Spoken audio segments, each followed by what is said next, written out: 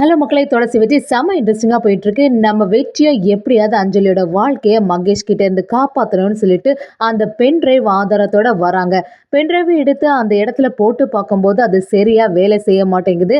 அந்த இடத்துல உள்ளவங்க எல்லாருமே அப்படியே குழம்பி போயிடுறாங்க. துளசிக்கு புரிய ஆரம்பிக்குது இது ஒரு சமயம் இந்த மகேஷோட வேலையாக இருக்குமோன்னு சந்தேகப்பட்டுட்டு வெளியில் நிற்கிற சமயத்தில் கரெக்டாக மகேஷும் வெற்றி கிட்ட வந்து என்ன எப்படியாவது இது என்ன ஜெயிச்சிடலான்னு பார்த்தீங்களா, என்ன நடந்ததுன்னு பார்த்தீங்கல்ல, எப்படி இருந்தாலுமே நான் அஞ்சலி கூட சேர்ந்து தான் வாழ போறேன் அப்படின்னு சொல்லிட்டு சவால் விட்ட மாதிரி பேசும்போது வெற்றியை செம அதிரடியா நம்ம மகேஷை எதிர்த்து நிக்கிறாங்கன்னே சொல்லலாம். அதே சமயம் ரங்கம்மாள் பாட்டிக்கும் உடம்பு சரியில்லாமல் ஹாஸ்பிட்டலில் திடீர்னு அட்மிட் ஆகுறாங்க. வெற்றியும் மீனாட்சி கிட்ட வந்து லேப்டாப்பில் இந்த டாக்குமெண்ட்ஸ் எல்லாம் இருக்குது, உடனே எனக்கு சென்ட் பண்ணுங்கன்னு சொல்லும்போது மீனாட்சியும் எப்படியாவது இந்த பாட்டியோட உயிரை காப்பாற்றக்கூடாதுன்னு சொல்லிட்டு வெற்றிக்கு ஆப்போசிட்டாகவே இறங்குறாங்க. நம்ம வெற்றிக்கு ஒரு கட்டத்தில் இந்த மீனாட்சியோட சுயரூபம் தெரிய வருதுன்னே சொல்லலாம். வீடியோக்குள்ளே போகிறக்கு முன்னாடி நம்ம சேனலுக்கு சப்ஸ்கிரைப் பண்ணிடுங்க, அப்படியே பக்கத்தில் இருக்க பெல் ஐக்கனும் கிளிக் பண்ணிடுங்க. அப்போ தான் நான் போடுற வீடியோலாம் நோட்டிஃபிகேஷனாக வரும். நம்ம வெற்றியும் கோர்ட்டில் ஆதாரத்தோட வந்து நிற்கிறாங்க. இந்த பாருங்க, இந்த பென் டிரைவ்ல மகேஷ் பத்திர எல்லா உண்மைகளும் இருக்குது அப்படின்னு சொல்லிட்டு அந்த இடத்துல கொடுக்குறாங்க. அதை பார்த்துட்டு இருந்த நம்ம மகேஷ் அப்படியே டென்ஷன் ஆகுற மாதிரி ஆக்டிங் கொடுக்க ஆரம்பிக்கிறாங்க. இவன் எதுக்கு கரெக்டான சமயத்துல இந்த இடத்துக்கு வந்தான்னு நினைக்கிறாங்க. நம்ம அஞ்சலிக்கு இப்பதான் நிம்மதியாச்சு, எப்படியாவது இந்த மகேஷ் பிடியிலேருந்து தப்பிச்சிடலாம், ஆதாரம் நம்ம கைக்கு வந்துட்டு அப்படின்னு நினைக்கிறாங்க. சரின்னு சொல்லிட்டு நம்ம லாயரும் இந்த பென் டிரைவ்ல எல்லா எவிடன்ஸ் இருக்கு, இதை போட்டு பாருங்கன்னு சொல்றாங்க. எல்லாருமே எதிர்பார்த்துட்டு இருக்காங்க. கண்டிப்பா இந்த பென் டிரைவ்ல இந்த எவிடன்ஸ் ஆட்டு மகேஷ் வந்து கொடுமைப்படுத்தின விஷயங்கள் எல்லாமே இருக்கணும். ஆனா அந்த பென் டிரைவ் அந்த இடத்துல ஒர்க் ஆக மாட்டேங்குது. இதை கொஞ்சம் கூட வெற்றி எதிர்பார்க்கவே இல்லை. என்னவா இருக்கும், என்ன விஷயம், ஏன் இது வந்து ஒர்க் ஆக மாட்டேங்குது, நம்ம எல்லாம் பார்க்கும்போது கரெக்டா தானே இருந்துச்சு அப்படின்னு நினைக்கிறாங்க. இன்னொரு முறை ட்ரை பண்ணி பாருங்க, நம்ம வெற்றி கேட்டாலும் ட்ரை பண்ணி பார்த்தாலும் வர மாட்டேங்குது. அப்படியே அந்த இடத்துல உள்ளவங்களும் சொல்ல ஆரம்பிக்கிறாங்க, என்ன இதுல எந்த எவிடன்ஸுமே இல்லை, சரியாவும் ஒர்க் ஆக மாட்டேங்குது, இதை வச்சு எப்படி உங்களுக்கு டைவர்ஸ் கொடுக்க முடியும் அப்படின்னு சொல்றாங்க.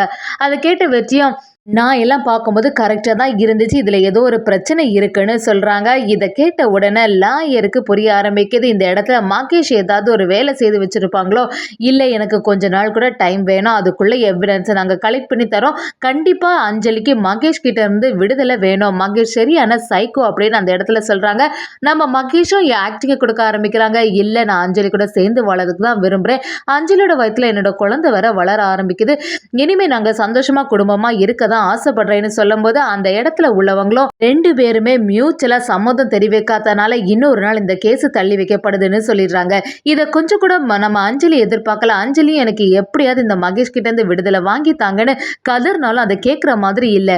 வெளியில வந்த உடனே நம்ம வெற்றி கிட்ட துளசி கேட்குறாங்க, என்ன வெற்றி இப்படி ஆகி போச்சே, என்ன ஆச்சு, நீங்க பார்க்கும்போது எல்லாமே சரியா தானே இருந்துச்சுன்னு கேட்குறாங்க. வெற்றியும் ஆமா மேடம், எல்லாமே கரெக்டாக தான் இருந்துச்சு, நான் எடுத்துட்டு வந்ததும் கரெக்டான டாக்குமெண்ட்ஸ் தான், எல்லா வீடியோமே அதில் இருந்துச்சு மேடம், ஆனால் அது எப்படி இங்கே ஒர்க் ஆகாமல் போச்சுன்னு தான் எனக்கு புரிய மாட்டேங்குது நம்ம வெற்றி அந்த இடத்துல சொல்கிறாங்க. கரெக்டாட்டு மகேஷும் வந்து நம்ம அஞ்சலிட்ட பேச ஆரம்பிக்கிறாங்க. என்ன அஞ்சலி, எப்படியாவது என்னை விட்டு பிரிஞ்சு போகலான்னு நினச்சியா, கண்டிப்பாக இந்த ஜென்மத்தில் நீ என்னை விட்டு பிரிஞ்சு போக வாய்ப்பே இல்லை, நான் விடவும் மாட்டேன், என்னைக்கா இருந்தாலும் என் கூட நீ சேர்ந்து தான் வாழணும் அப்படிங்கிற மாதிரி சொல்கிறாங்க.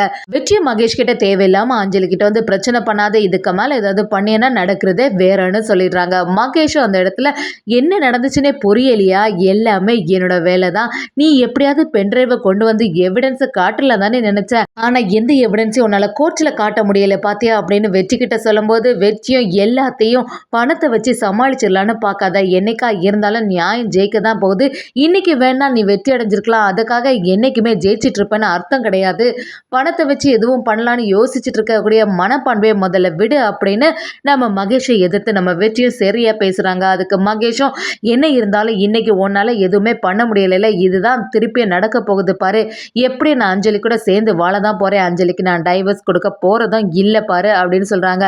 அஞ்சலியும் மகேஷ் கிட்ட வந்து எத்தனை நாள் தான் என்னை இப்படியே துன்புறுத்துவேன், நான் தான் உன் கூட வாழ விரும்பலைன்னு சொல்லிட்டேன்ல, அதுக்கப்புறமா எதுக்கு திருப்பி இப்படி வந்துட்டு இருக்க, என்னை இப்படி போட்டு டார்ச்சர் பண்ணாத, பேசாம எனக்கு டைவர்ஸ் கொடுத்துரு மகேஷ் கிட்ட கேட்கும்போது மகேஷும் அதை ஏத்துக்கிற மாதிரி இல்லை. நம்ம அஞ்சலி கிட்ட வந்து என்ன அஞ்சலி எல்லாரும் சொல்றாங்கன்னு கேட்காத, நான் உன் மேல எவ்வளவு அன்பா இருக்கேன்னு உனக்கு தானே தெரியும், உன்னை எந்த மாதிரி பார்த்துக்கிட்ட ராணி மாதிரி இருந்த, இப்ப பாரு எப்படி இருக்கன்னு சொல்லிட்டு "என் கூட வா, நான் நல்லபடியா உன்ன பார்த்துப்பேன். இனிமே எந்த தப்புமே நடக்காது" அப்படின்னு மகேஷ் சொல்லும்போது, அஞ்சலியும் "இனி உன்ன நம்புற மாதிரி நான் தயாராவே இல்ல. உன் கூட சேர்ந்து வாழ போறதும் இல்லன்னு" சொல்லிட்டு அந்த முடிவுல ரொம்பவே உறுதியா இருக்காங்க. இன்னொரு பக்கம் பார்த்தீங்கன்னா, நம்ம லக்ஷ்மியும் ரொம்பவே வருத்தப்பட்டுட்டு இருக்காங்க. திடீர்னு பாட்டி ஏதோ உடம்பு சரியில்லாம ஆன மாதிரி இருக்கே, எப்படியாவது பாட்டிய காப்பாத்தணும்னு சொல்லிட்டு உடனே ஹாஸ்பிட்டல் கூட்டிட்டு போறாங்க. நம்ம லக்ஷ்மியும் துளசி கிட்ட ஃபோன் பண்ணி சொல்ல ஆரம்பிக்கிறாங்க. துளசி பாட்டிக்கு சீரியஸ் ஆயிட்டு, அவங்களுக்கு இப்படி திடீர்னு வரும் நான் கொஞ்சம் கூட எதிர்பார்க்கல. நாங்க இப்போ ஹாஸ்பிட்டல்ல தான் இருக்கோம். அவங்கள பாட்டிய ஹாஸ்பிட்டல்ல சேர்த்துருக்கோம். நீ உடனே இங்க வான்னு சொல்லிடுறாங்க. துளசி ரொம்பவே பதட்டமா இருக்கத பார்த்த நம்ம வெற்றியும், "என்ன மேடம் என்ன ஆச்சு?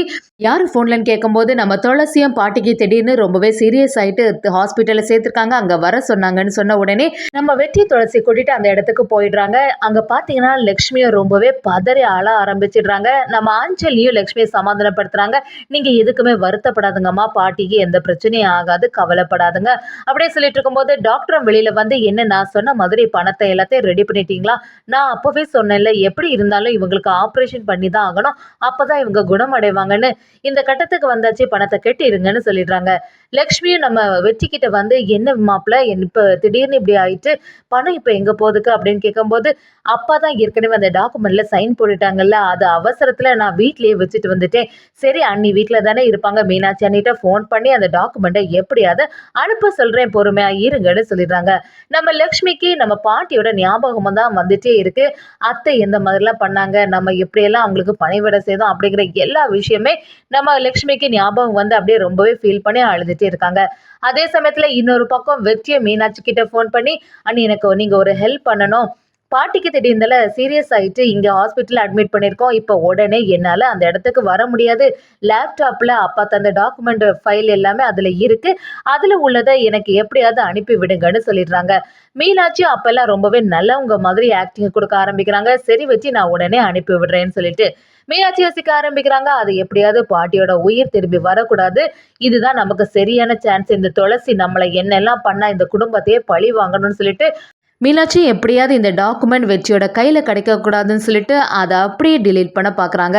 அதே சமயத்தில் நம்ம வெற்றியும், "என்ன இவ்வளோ நேரம் ஆகியும் அண்ணி எதுவுமே அனுப்பலைன்னு" சொல்லிட்டு கால் பண்ணி கேட்கும்போது, மீனாட்சியும் எங்கே இருக்குன்னு தெரிய மாட்டேங்குது, வெற்றி இந்த இடத்துல இருந்த மாதிரி இல்லைன்னு சொல்லி சமாளிக்கிறாங்க.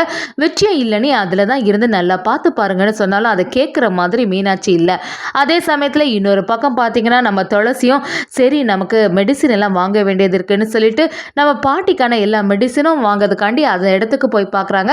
அப்போ அவங்களுக்கு தெரிஞ்ச ஒரு நபரை பார்க்குறாங்க. அந்த ஆளும் வந்து நம்ம துளசிகிட்ட பேச ஆரம்பிக்கிறாங்க. துளசியும், "சரி இந்த டேப்லெட் எல்லாம் வாங்கியிருக்கீங்க, நீங்கள் ஏதாவது கன்சீவ் ஆகிறதுக்கு ட்ரை பண்ணுறீங்களா?" அப்படின்னு கேட்கும்போது அந்த இடத்துல அவங்களும், "இல்லையே" அப்படின்னு சொன்ன உடனே, "என்னது இது, இந்த டேப்லெட் தானே ஏற்கனவே அத்தை வந்து அவங்களோட பொண்ணுக்கு கொடுத்துட்டு இருந்தாங்க, இவங்க என்ன இந்த டேப்லெட் அதுக்கானது இல்லைன்னு சொல்கிறாங்கன்னு" சொல்லிட்டு நம்ம துளசிக்கு சந்தேகம் வர ஆரம்பிக்குது. அப்படி அந்த டேப்லெட் எடுத்து அந்த இடத்துல காட்டுறாங்க. "இது என்ன, எதுக்காக நான் டேப்லெட்னு" கேட்கும்போது அங்கே உள்ளவங்களும், "இந்த டேப்லெட் மட்டும் தொடர்ந்து சாப்பிட்டுட்டு இருந்தா அவங்களுக்கு குழந்தையே பிறக்காது" அப்படிங்கிற மாதிரி சொல்லிடுறாங்க. இதை கேட்ட உடனே துளசி அந்த இடத்துல அப்படியே அதிர்ச்சி ஆயிடுறாங்க. என்னது இது, அப்போ எதுக்கு அத்தை தேவையில்லாமல் அவங்களுக்கு கொடுத்துட்டு இருந்தாங்கன்னு புரிய மாட்டேங்குதே. இதுக்கு பின்னாடி ஏதோ ஒரு சூழ்ச்சி இருக்கு. கேசவனோட வாழ்க்கையை அப்போ இவங்க கெடுக்க பார்க்குறாங்களா அப்படின்னு துளசிக்கு எல்லாமே தெரிய வருது. ஒரு கட்டத்தில் மீனாட்சியோட சுயரூபத்தை நம்ம துளசியும் வெற்றியும் தெரிஞ்சுக்கிறாங்கன்னே சொல்லலாம்.